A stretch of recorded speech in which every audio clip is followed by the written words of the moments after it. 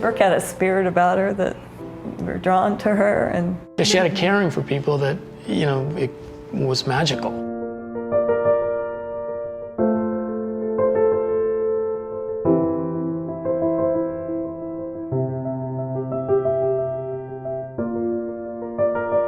I knew I was not doing well. I had a few weeks to maybe a month to live.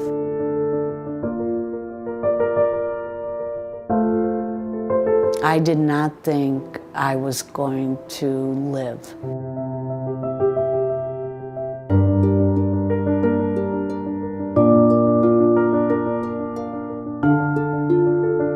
when I went with Brooke to get her license, she didn't even hesitate. It was an automatic yes.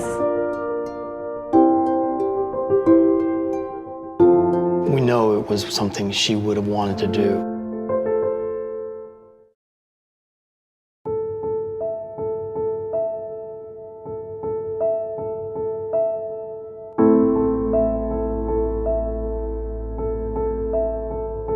We spent a lot of time during the case communicating with the families, supporting the families, updating the families. 24 to 48 hours can be an extremely long time for someone whose loved one is laying in a hospital bed and they can't see everything that's going on behind the scenes.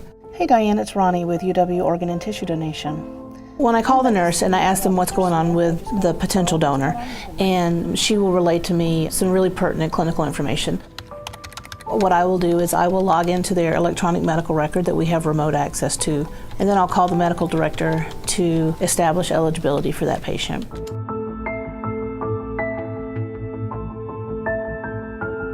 My role when I get to the hospital is connecting with the staff that have been taking care of the donor patient. The reason that we huddle with the entire medical staff before we go in and talk to a family is to make sure that we're all on the same page. So we want to find out from the physician what information has been shared with the family.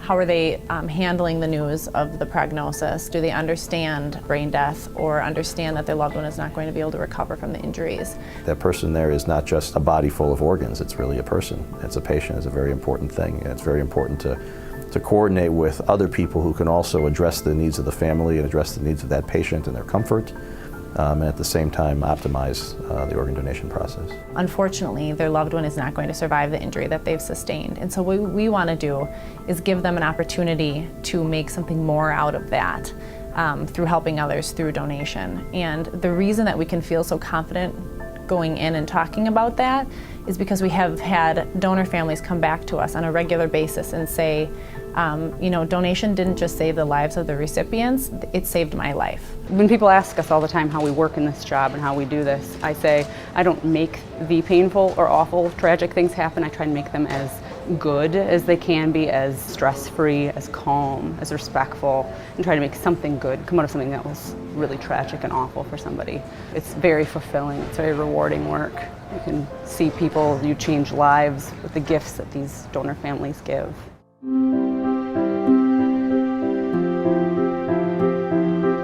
The surgical recovery coordinator is responsible for the preparation and eventually the packaging of the organ. I'm thinking about the donor family, the potential recipients the entire time. Once we arrive to the lab, all of our baggage is pre-packed. We could technically leave at a moment's notice at any point in time during the day or night. It's a little bit of a spiritual experience because we both think we're very excited by the patient who's going to get that organ, and that family is so excited, but at the same time we know how much suffering is from the donor family.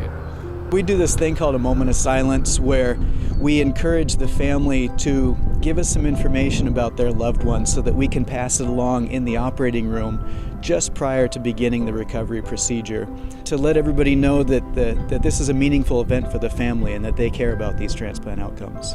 Most rewarding is getting a great organ, a new and a beautiful organ, I would say, that we bring back to our recipient who is going to live longer.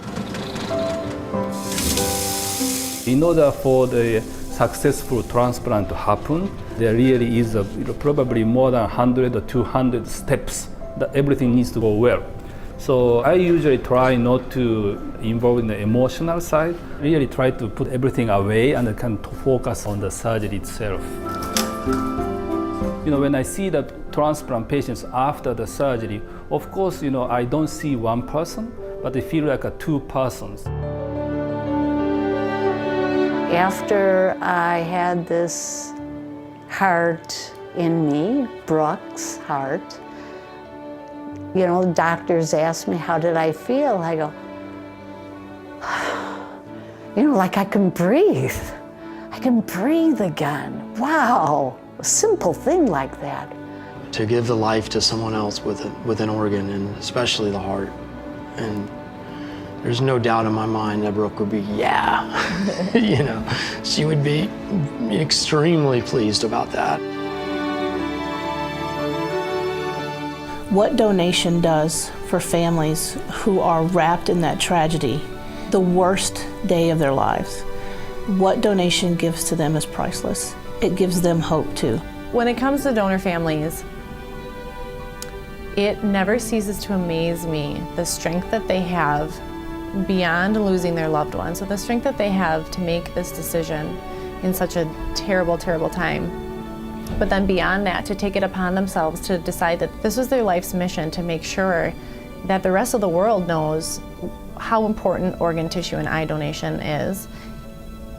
I can't meet a donor family and not be in awe, because they are just so,